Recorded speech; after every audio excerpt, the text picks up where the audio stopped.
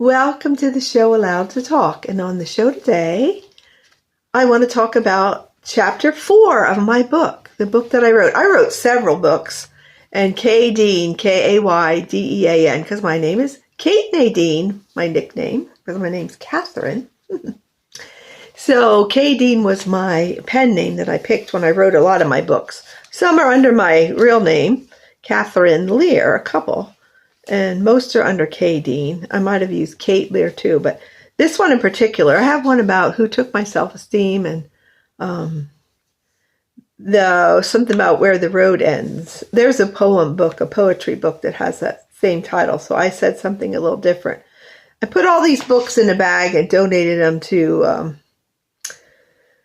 Convoy of Hope when we moved from Webb City, Missouri.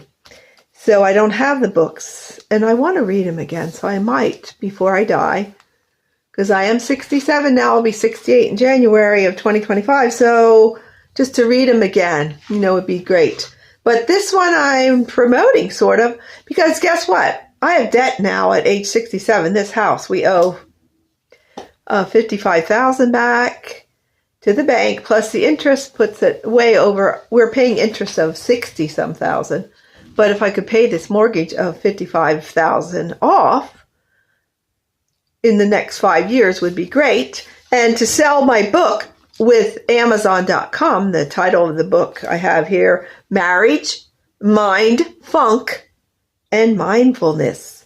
And chapter 4 is about one of my sister-in-laws also that helped with my childhood to be the crazy person I am today. But if I would sell 200,000 of these books, at 35 cents each. That's the only commission I get is 35 cents, around there, give or take. So the average is 35 cents for the books, depending on what I'm asking for the book and depending on what they give you for the book. Around 35 cents I'd make per book. So if I'd sell 200,000 books, do the math, 35 cents times 200,000, it would be $70,000, and that would pay off my mortgage if I could pay it off right away, and my credit card that we got the fence for our yard with. So, yes, I want to sell books. Who wouldn't? So, marriage, mind, funk, and mindfulness. Mindfulness, okay? In chapter 4, the person, and it's all about the people in my life who affected me. I'm not blaming them. I'm just saying this is what happened, and this causes anguish and heartache and craziness and my green monster jealousy-ness that I have. I still have it. I just have to learn how to react with mindfulness, react logically and rationally, not go off the deep end like I did when I did with the one thing that you'll find out in chapter 15, that everyone said I was having a nervous breakdown, or one of my husband's friends, a very close friend, said, "Oh, it's menopause. It's just menopause." No, it was more than menopause. A lot more than menopause. So chapter 4, I titled Cat, C-A-T, because this person's name is really Pat, P-A-T, Patricia. Patricia. Now, I didn't read the chapter again. I'm just going to go from...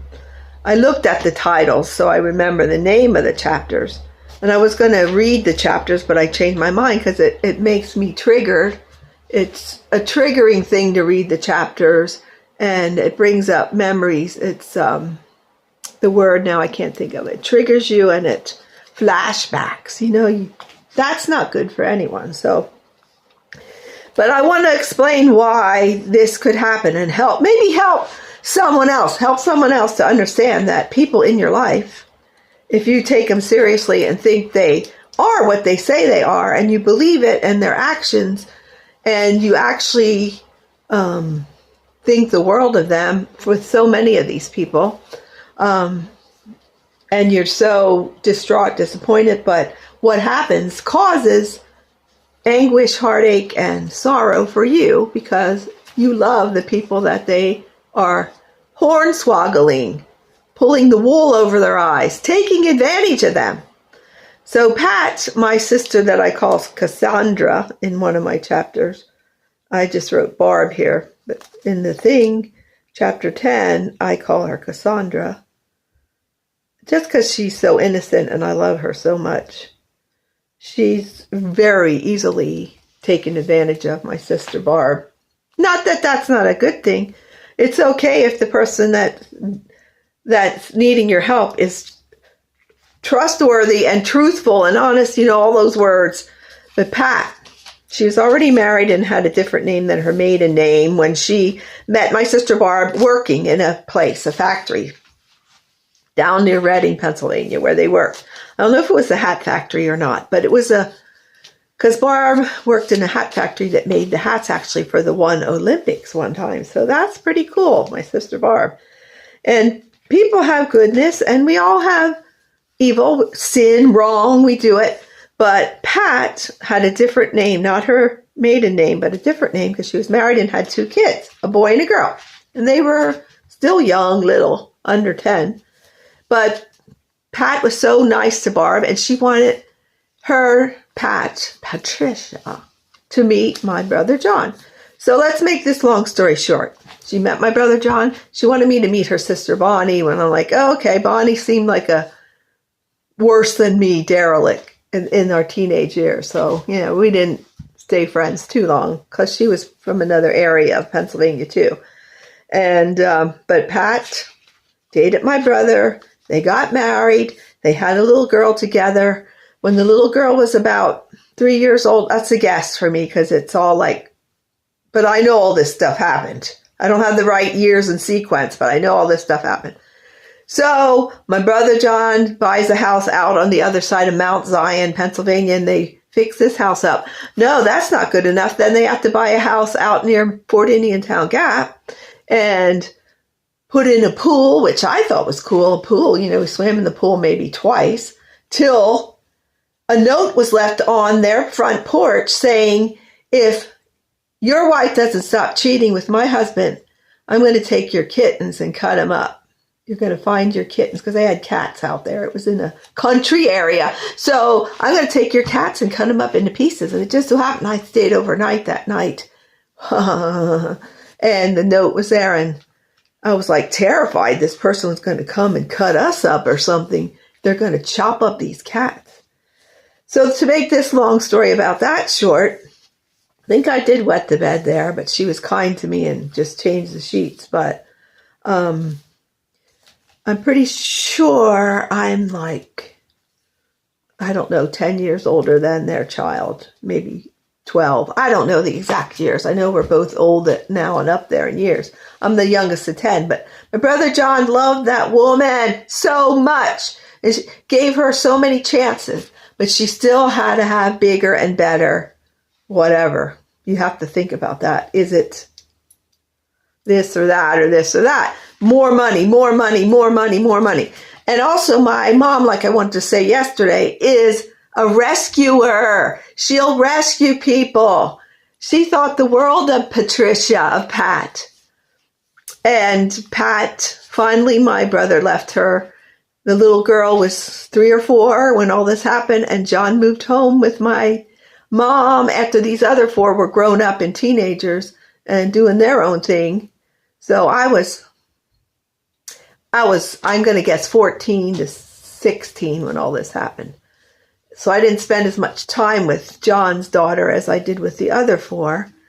But the thing that made me nuts is that she cheated all the time. She was fake and pretended to really care about my mom. And my mom was a rescuer, so my mom wanted the marriage to work. And she would have done anything to help them. In fact, John, I don't know if he did adopt her first too, but he said he was going to. I don't know the whole story with that. But my mom treated her 2 kids, and they were, her 2 kids from her first marriage, were like my mother's own grandchildren. They were her grandchildren, to say the truth. And John loved her, Patricia, so much. Of course, John died about 10 years ago of leukemia. At age 68, he got leukemia, and he didn't make it, even with the bone marrow transplant. We were all tested that were healthy enough, and none of ours matched. And 10 years ago, they didn't have as much. They would take it out of your hip 10 years ago, but now they can put put you in the bed beside and do the bone marrow thing by transferring it. They didn't have that then. He died. So, but she said she still loved him. But here's the deal. She left him for another man, then left that man for another man, then left that man for another man, and then that man for another man. So her name was blah, blah, then Phillips, then blah, blah, blah, blah, blah, blah. Now it's blah, blah. I'm going to say Patricia Holman. Patricia Horman. Because I don't know if she was seeking love or searching for whatever, but she hurt so many people, not just my brother John. She ripped his freaking heart out by doing that. He was so distraught. But praise the Lord, he met a wonderful woman and married her, Carol, and had a great life until he died of leukemia. And they say only the good die young, but that's not true because she's living yet, Patricia, in her, whatever, 70-something, in her 70s.